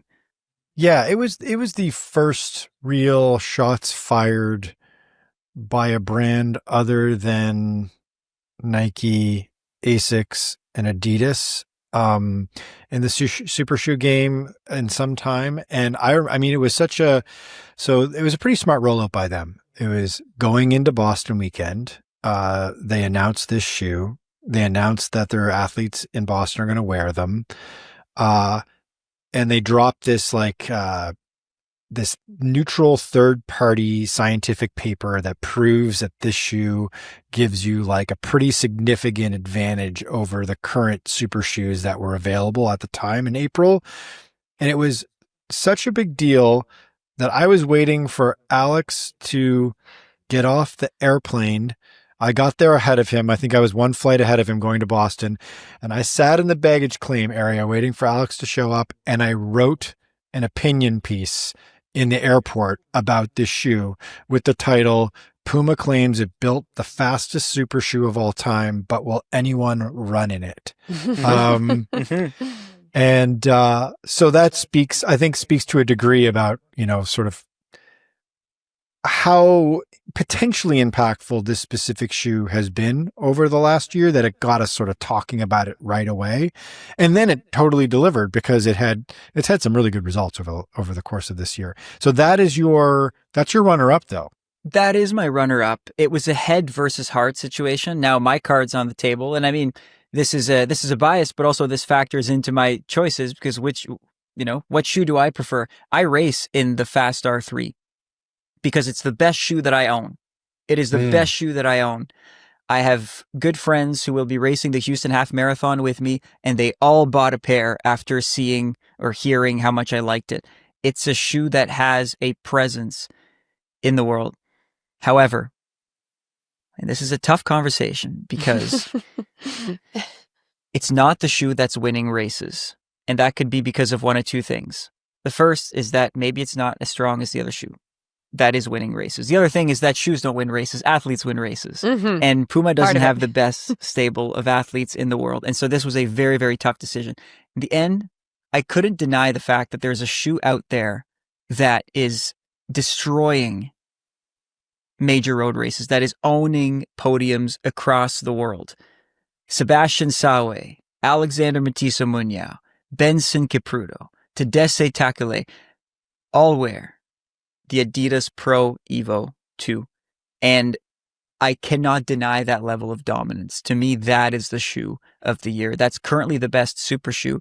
It's also a shoe we cannot get our hands on. This is the issue with the super shoe is it's so hard to find. There we go. No, I feel like Alex has the same beef with getting this shoe with Adidas that I have with On about the On Cloud Strike, light strike that I still have not gotten my hands on after the promise. I do have my take on this. If the On Cloud Boom Strike LS robot was as efficient as the brand says it is, much more people would have a Cloud Boom Strike LS in their closet. Yes. That has not happened. Shots yet. fired at the robot. The poor robot. The robot didn't do anything wrong to you, Alex. You're just slagging the robot here. Yeah, I think this is the right pick. I think this is a tough pick because it's like, okay, how do you define best super shoe? And in part, you want to say like availability is an important dimension to a shoe. However, best is best. And I think Adidas, what they did here with the Pro Evo 1, which was the previous best super shoe in the game, I think, is they iterated on that. They modified how they balanced the midsole foam. They put a little bit more in the forefoot to give you a little bit more pop. And they just kind of made perfect even more perfect, if you could possibly imagine. Mm-hmm. And this is just the best damn shoe in certainly on elite athletes' feet right now. And the precious few who have got who've had access to it. They drip out a few pairs here and there at marathon majors. We've done some stories on this. In New York, we saw a few pairs. We chatted with the Adidas people about it. Poor Alex was promised a pair, and then it's just getting ghosted. It's ghosting after ghosting. We did run in it, I should say, but not enough to really review it. We tried it. Yeah, you have jogged around in it, but you haven't run a race in them. No. So, and then we saw them in Chicago as well. So it's a tantalizing product for sure. I think it's probably the best super shoe in the world right now. I think it's still the most advanced shoe. But it's just really hard to get your hands on. Yeah. So that's the one knock against it. And they're crazy expensive, and they don't. And by all accounts, they still don't last very long. So, okay, let's move on to the next category here. Actually, you know what? Before we move on to that, Alex, you said you run in the Puma. You run in the Faster R3. That's your pick because of availability and performance level. Katelyn, when you reach for a super shoe, what are you reaching for? So if you're running say unbeknownst to you, we've signed you up for a spring marathon. Surprise! Which shoe would you be reaching for to perform? I'm having a little romance with a specific shoe that I just fell in love with that we got recently, which is back to Asics, the Asics Metaspeed Tokyo Edge. I put them on. Shoe. Yes, I love them from the second I put them on. I love them trying to chase Alex around a park in Toronto. The glass slipper. The glass slipper. But alas, I was also wearing the same pair. Yes. So it did not give me the advantage I wanted. I am going to actually use them in an upcoming race that I'm so excited about. So, so I would definitely say the Edge are the ones that I would reach for right now. A cruel reality would be, what shoe would I have to have Alex wear in order for him to be slow enough for me to keep up with him for, say, 1 mile? I've got it. Let's put him in construction boots, steel toe, Timberland boots. I was going to say a pair of moccasins, but yeah, maybe that. No, heavier. I was going to say like those huge winter boots is what I was going to say. Ski boots. Just proper downhill ski boots. You go. Yeah, that's it. I think you'd beat me in a pair of Crocs. I've tried running in Crocs because that's like a thing now. I can't do it. Turbo mode? No, turbo mode I can't. Not even. No. Okay. Yeah. You know what, Katelyn? I echo your sentiment here. So I had this exact dilemma myself where I ran the Philly Marathon last weekend. I had to decide what shoe I was going to wear. And I had a fresh pair of the Asics Metaspeed Sky Tokyo, not the Edge, the Sky. Okay. Because I'm I'm a stride runner, not a cadence Not a runner. cadence It still runner. kind of baffles me what the difference is. Mhm. And I run in both shoes actually. And I think it's the very negligible difference, but I think the Sky fits me slightly because I've got a 170 stride rate. So I've got a more of a loping stride. Anyway, I had to decide between the Alpha Fly 3, of which I had a fresh pair, Mm-hmm. and the Metaspeed Sky. And I went back and forth all week, and it got kind of silly where I had both pairs in my entrance. And I was just like, one day I'd wear one, the other day I'd wear the other, and sort of like tried. And ultimately I went with the Asics in the end. Oh, and there you go. I don't think they gave me like some huge magical advantage. It didn't make the marathon any easier, but they did feel good. And they weren't, but I've raced in the Alpha Fly 3 as well. And I also felt like they did not encumber me in any way. They helped me in the last 10K of the race, just as the Asics did. They're both, I would say there are 3 tiers of super shoe right now. There is the top tier, which is experimental, very expensive, do not last very long, and are not for everybody. And I would categorize the Evo shoes in that category. I would also put the Asics Metaspeed Ray in that category. Mm-hmm. That is a shoe designed for elite athletes. It is not a shoe that is designed for mere mortals like you and I, Katelyn, and it is not designed for mid-pack runners or back-of-the-pack runners. And then there's like the mid-tier of high-quality super shoes, and I would put Alpha Fly 3 in there. I would put the Metaspeed Sky and Edge in there. I think I'd probably put the Fast R3 at the top end of that, Alex, in that category, because they are accessible and more functional for more people. And then I would put a third category in that we're starting to see emerge, and I think this is a big trend in super shoes. And I would say that this is the mass-produced, more budget, marketed as more durable, less performance-oriented super shoe. I can't believe this subcategory is sort of a category above the super trainer. I'd put the Vaporfly 4 in there. Yep. I'd probably put the HOKA Rocket X3 in there as well. So I think there's 3 categories of super shoe at this stage. Yep. I don't disagree with that. Okay, so let's go into our last categories here. Most innovative. Now this is fun. So, the misfit toys. Yeah, most innovative. Here I favored shoes that just stepped outside the box. That's the category. And so that's why after chirping this shoe, I think on 3 separate occasions during this podcast, I'm giving it an award.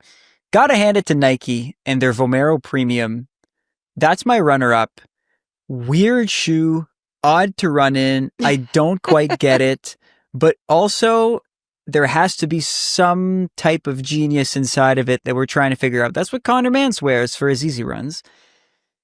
But the reason I'm giving the Vomero Premium the runner-up is that I actually think, as I said, this is a step on the road to a different type of evolution. I think Nike is onto something as they're pushing the boundaries, and maybe our next super shoe or super trainers will all be 50 or 55 millimeters, but the foam will just be a little bit easier to digest and to run on. And if not, we'll have gone there and we'll have experimented. And I think that's in the spirit of the award, is to trying out different things. And Nike went so far outside the box with the Premium that I needed to give them their flowers for that. Okay, I was very surprised by this shoe in all sorts of different ways. I ran in this a bunch of times, trying to figure out what this shoe is for. And the marketing suggests this shoe is like a recovery shoe. It was first positioned in June as a shoe that Faith Kipyegon was wearing, I think after doing crazy hard repeats on the track, preparing for breaking 4. Then it was suggested that she was then wearing this Vomero Premium for recovery easy runs. And then they also had Connor Mance testimonials that he was wearing them for these easy runs while he was doing a lot of marathon training in preparation for Chicago. I found it like I was just sinking into the shoe, and now I am not Connor Mance or certainly not Faith Kipyegon in terms of my efficiency and speed, right? I just found the shoe kind of a glorious disaster. Like I just was like it's like a weird trampoline to run in. I didn't feel like it was particularly powerful or fun because I felt like my foot sank into it, and then I didn't really respond from the sink. I was just sort of like kind of running in quicksand. I think they look kind of crazy and kind of cool, but also kind of silly. I mean, I love Nike for this. I love Nike for this kind of thing. And I actually think ultimately I'm trying to pay them a compliment here, which is like Nike makes the craziest stuff, and Nike wouldn't be Nike without making something like the Vomero Premium. I agree with you, Alex. You hinted earlier, you sort of suggested that maybe this might be a one and done shoe. I think they've invested enough technology and enough money and enough marketing into this that like we're going to see a couple more iterations probably of the Premium. I don't know how successful a shoe this is overall. Maybe version 2 will like kind of tamp down the insanity a little bit and try to make something a little bit more functional and more everyday usable. It's a batshit crazy shoe. Yeah. It's like, yeah. What was missing with the Vomero Premium was like proper use cases and actual like performance, whether as an easy running shoe or a super trainer. My winner had arguably just as much innovation to it, but also the performance to back it up. This is our he's taken home a silver medal and also a gold medal. Gave it to the Puma Faster Nitro Elite 3. I do think that it ushered in a challenge to other brands to create something that looks a little bit more like a Formula One car and a little bit less like a marshmallow for the next super shoes. So yeah, to me, that was the most innovative and effective in its innovation shoe of the year. okay. So this is a fun one too. So actually we're going to do lineup. Let's do lineup. Yeah. We'll do lineup. We'll do shoe of the year, and then we'll close it out with brand of the year. Obviously shoe of the year is it's the big win. So best shoe lineup? That would mean a capsule of shoes, like a collection of shoes that are designed to work together or in tandem, a fleet or subunit of shoes from one brand. What's the big trend this year with that, and what's your runner up? The big trend is that we're seeing more. Like, there is a brand, we'll talk about them, so they're my runner up, who have not only made a lineup across different types of shoes, but they've made a whole lineup inside of one type of shoe. So the classic move was to do kind of like Saucony has been doing, having the Endorphin trainer for your easy runs, the Endorphin Speed for your workouts, and then the Endorphin, actually they have 4 now, the Endorphin Pro for your races, which has now become kind of like that second tier of super shoe that you've mentioned, Michael, and then the Endorphin Elite. Right now we're at 2, Endorphin Elite 2 for its like complete elite athletes made to run your absolute best time. But now it seems that shoe brands have so many products and people want so many options that we have full rosters or full quivers of full lineups inside of one type of shoe. So with this, I'm obviously talking about the Metaspeed lineup, and that's my runner up. So 3 separate Metaspeed shoes. And I think Asics took it a step up from what it used to be, because they've released this Metaspeed lineup, I think, since 2021, if I'm not mistaken, but I know for sure that 2024 was the first time that they had 2. So a Sky for the runner who tends to increase their stride length as they get faster.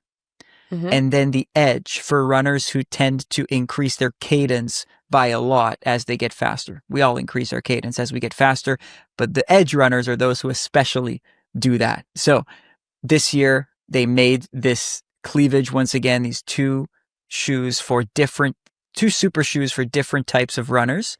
The shoes are much better than the Paris version. The foam is a lot better.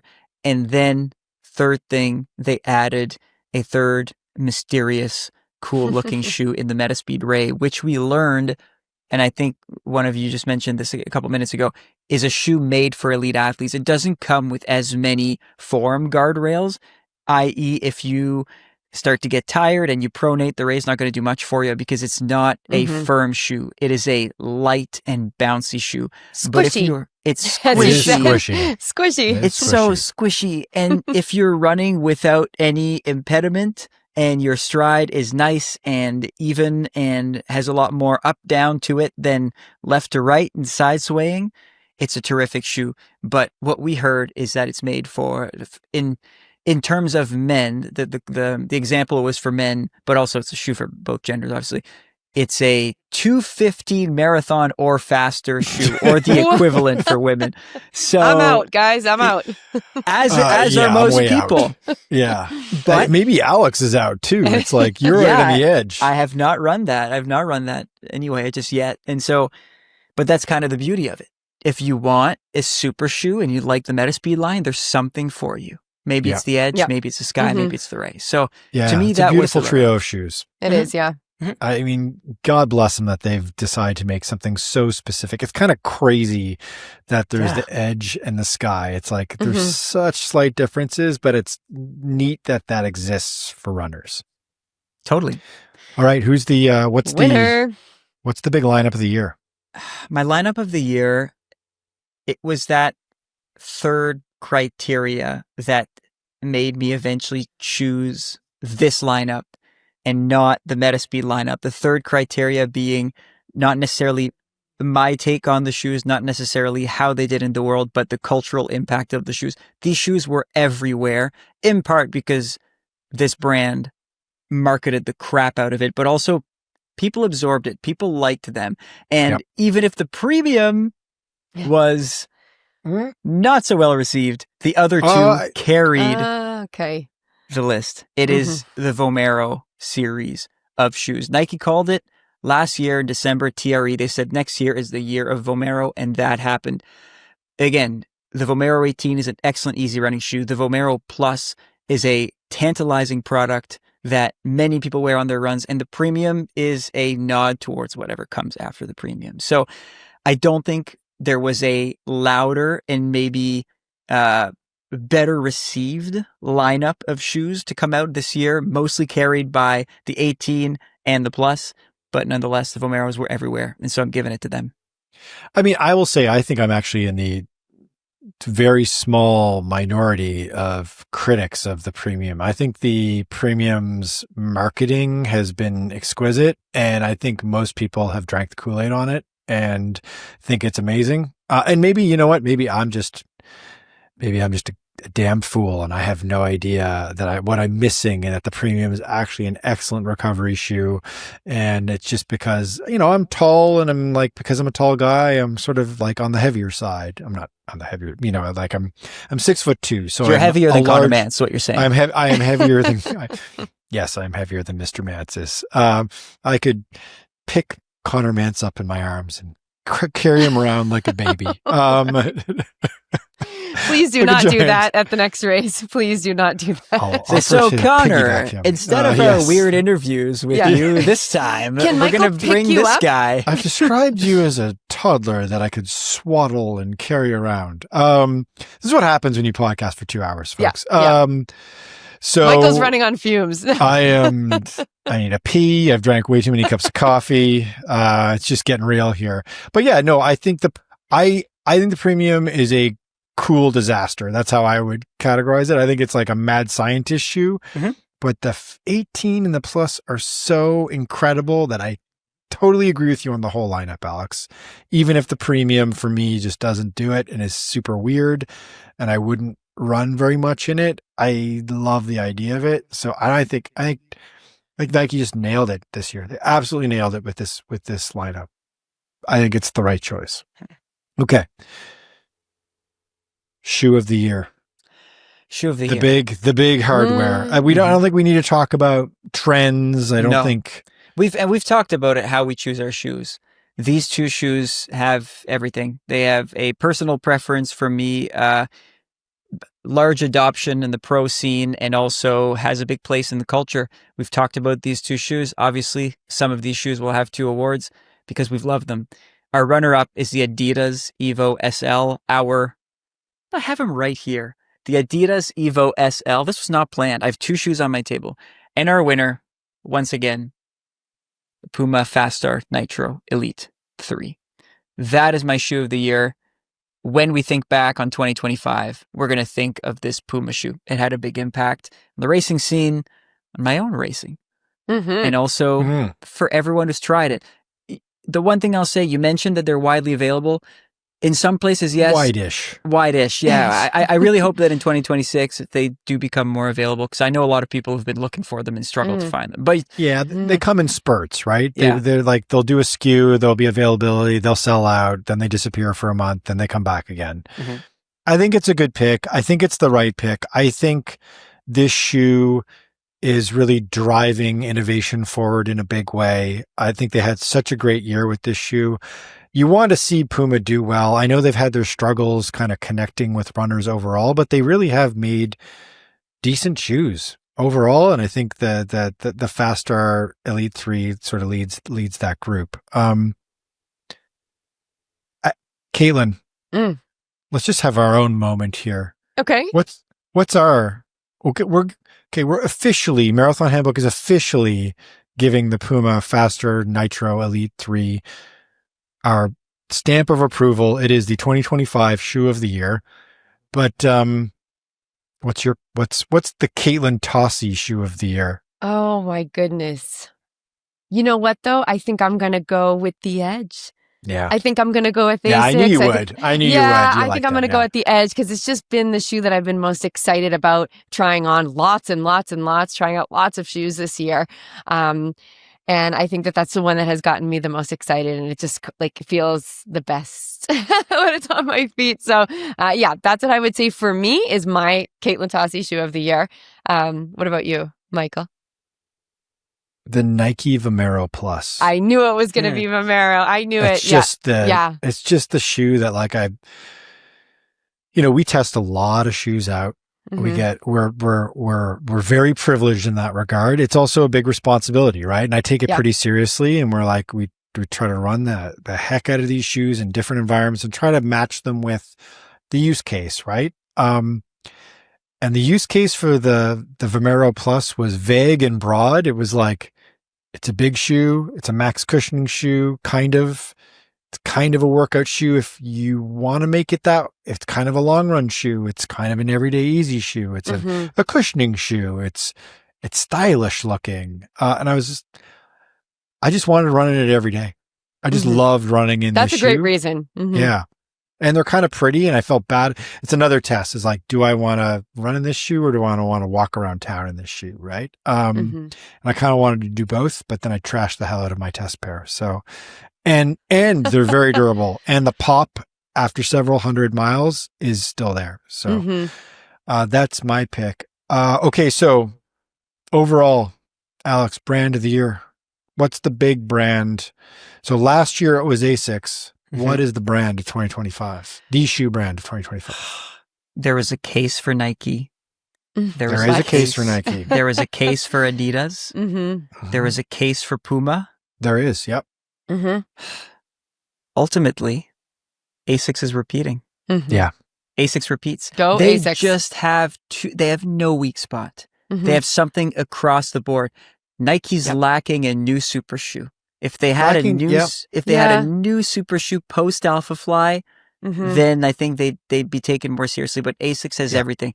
Yeah, the Super Blast, yes, came out in 2024, but it's still very relevant. The Sonic Blast, tremendous workout shoe. The MegaBlast does everything. We haven't even talked about the Nimbus, which is the quintessentially safe, the classic, easy running shoe to run in. The Nova Blast, which is like a more fun version of the Nimbus. And then the Metaspeed Edge, the Metaspeed Sky, the Metaspeed Ray. There's something for everyone, and no other brand has that versatility. And so I'm super comfortable giving it to Asics. They can repeat it, take the banner, take it home. Well deserved. Keep making good shoes. I've worn, and that's the other thing. I actually went back on my Strava, and this is just up until now, so there are a few weeks missing. And I looked at which shoe I wore the most in 2025, which brand, because I'll wear a bunch of different shoes to test them, but I'm not testing a new shoe on every run. On half of my runs, I just choose the shoe that I want to wear. You want, right. And I wore Asics more than anything else. There you go. There's a brand then. Well-deserved Asics. Love it. Good call. I agree with you completely. They don't have a weak spot. You're right. Like Nike really came back this year in a big way. And I think that there was their big goal and they've achieved it, but they still have a couple of holes. Like I don't see clearly where they don't have a super trainer per se. And they don't at the moment have a premium. Oh, yeah. We didn't talk about the Peg Premium, one of the most controversial shoes of the year, if not the most controversial shoe, a shoe you loved, Alex. I loved and no one else. And no one else, exactly. So you've steered clear of controversy by just, it was kind of like probably a third or fourth place in a lot of these categories for you. But yeah, they don't have I don't think they have a clear super trainer in my opinion. And they don't have a top of the market. I think kind of crazy to say this, but I feel like the Alphafly 3 is starting to kind of age out. That could change in 2026, and we will be paying close attention. We'll know next week. When we go to the running event next week in San Antonio, Texas, where we're going to get to see into the future and see all of the 2026 shoes and beyond. We should say we didn't go into detail about trail shoes. We didn't go into detail about gravel shoes. I know, tier for both Katelyn and I. It's okay. I mean, we can give a couple quick shouts. I think the gravel shoe market is something that like hasn't really fully caught on. It was starting to get a little bit of, no pun intended, traction in 2025. But now it's gotten rocky. Oh, well done, sir. I got you.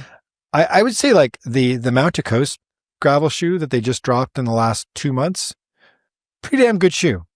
Really good shoe. Kind of a neat shoe. I'd say that would have been my like runner up for new shoe of the year, probably. I think Norda is like, you can't beat Norda when you're talking about like an everyday trail shoe. I think Norda is just like a bit of a bespoke brand, a bit of a harder brand to get, I know, at this point in the US, and a little bit of a pricier brand, but they last a really long time and they're very well designed. And they are from our home country of Canada. They're from Quebec. Oh, Canada. I've got a shoe that I'm really excited about, guys. Ooh, let's hear it. Give it to us. I'm trying. So I used to be exclusively a Sportiva athlete back in the day when I started trail running. And then, I got older. and I couldn't I got older and I couldn't wear them anymore. They're amazing shoes. They have this excellent traction, and I always use them for fast races and even for ultras, but they're harder shoes, right? They're very firm shoes and they didn't have a lot of cushioning. Well, Sportiva just came out with I hope I'm pronouncing this correctly, but the Prodigio Pro, which I have gone out with a few times and I love them. So this is brand new. I'm just trying them out these past couple of months, and I'm really excited about this new shoe. And it's a huge step for La Sportiva because they have not had any well-cushioned shoes that you really put your foot in and say, this is super comfortable. You put your foot in the Sportiva and you go, wow, this is really fast. And this is going to be great on technical trails. And whatever I run into, I'm going to be able to, to get through it with these super grippy shoes. But now this new model that came out, I'm really excited about it. So we'll hopefully see a lot of that at TRE as well, but something new. Yeah, we'll be sharing all that stuff. We'll cover all the new road shoes, all the new super shoes, new trail shoes, and everything in between. So on our channel next week, keep an eye out. If you don't subscribe to our YouTube channel and you're into shoes and you're this deep into a shoe focused podcast, definitely subscribe to the channel, because we're going to be putting out our previews of what's coming up in 2026 pretty much in real time as we're seeing the stuff on the floor, the stuff that's not embargoed, of course. And then we'll be dripping out everything else that is embargoed, like basically like the moment we're allowed to share it, we're going to. So we'll give you our unvarnished, honest takes of what we think of all this stuff. Next week's podcast, we're recording live from San Antonio. The three of us will be back together again. Yay! We're gonna be there with all the rest of the team. So Jesse will be jumping on the pod as well, and we're gonna talk all about. We're gonna get out the crystal ball. We're gonna polish it up. We're gonna look into the future, and the episode is gonna be all about what is coming in 2026 in terms of running trends in 2026 from what we're seeing on the floor at the running event in San Antonio, Texas. Have you guys seen our schedule, by the way? We have like 562 meetings. Oh, yeah. It is the most insane spreadsheet. I am overwhelmed. There are so many X's on this spreadsheet. Holy crap. I can't believe it. You know, it's going to be awesome. I did want to put Alex on the spot before we sign off, though. Shoot. Okay. I have some rapid fire questions for you, Alex. Oh yeah. Sorry. Now yes, and Alex has not been prepped. Nope. I did tell him I wanted to do this, but I didn't tell him what it's about. So, Alex, as you know, rapid fire, you can barely think about it. Okay, first thing that comes to your mind. Okay. Okay. So, if football, sorry, Drake Tom May. Brady. I got this. Oh, I went the new Tom Brady. Poor Drake May. Easy. Ooh, okay, we're not going to go there. We're not going to go there. Goodness. It is. Okay, here we go. 6 questions. Best shoe for new runners? The Asics Nimbus 27. Best shoe for threshold workouts? Ooh.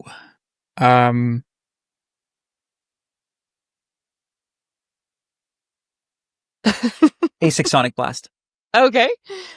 Sorry, I can be more rapid here. Yeah, rapid. Best shoe for long runs? That's a good one. Nike Vomero 18. Okay. Yeah. Most overrated shoe of 2025? Nike Alpha Fly 3. Wow, that was really fast. Whoa. Most underrated shoe 2025? Saucony Endorphin Elite 2. Yeah. So, and if you can only pack one pair for San Antonio, which would they be? Asics MegaBlast. There you go. That was nice. Great. Thank you. I wanted those answers. Yeah, as it went on. As it went on. Boy. Perfect. You got to catch me earlier in the pod. Yeah, I know. It's been a long day. No. Asics MegaBlast, and if I end up pacing you for a certain something, it'll be perfect for that. Yes. We've got all kinds of secret projects in the works here. Shout out to Alex here for our recently dropped first episode of Runs Like Hell. It features comedian Laura Green. She was amazing. She was a real champ to participate in the inaugural episode. She had no idea what she was getting herself into. And she had a massive flu. And I know, she was super she sick in the process and was like a total soldier, got through it. Really fun episode. We'll be dropping future episodes in that series as well. I think we're trying to figure out how we can record a couple of those episodes while we're with our friends and colleagues in the industry in San Antonio. And we've got Katelyn Tossi on a super secret mission. Oh my goodness. Yeah. I feel like do I tell I don't want to like put you on the spot here, but we're gonna try something special. Katelyn's gonna try to. They signed me up for a race, guys. We signed her up for a 5K, and she's going to try to see if she can break 20 minutes in the 5K. So we're going to do a video all about that, and that should be super fun. Yeah. Okay, guys, we'll see you next week on Monday. The ground in the great state of Texas, where everything is bigger. Let's go. All right. Until next week. Happy Thanksgiving. That's right.